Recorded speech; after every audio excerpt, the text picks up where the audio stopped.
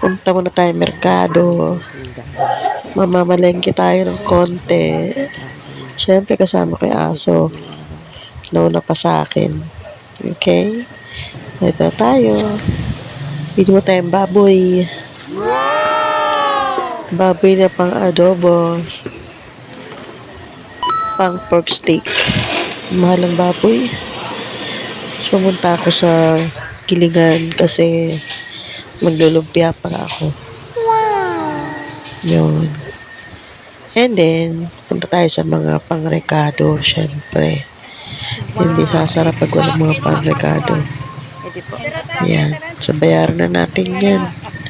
Na makabalik na tayo at magluluto pa ako. Diba? Tapos, na-realize ko kulang yung baboy ko pa. Kaya pagkatapos ko sa tindahan ng mga rekado, bumalik ako sa babuyan. Kulang ko pala. Bibili pa ako. Bili pang baboy. Yan. Okay.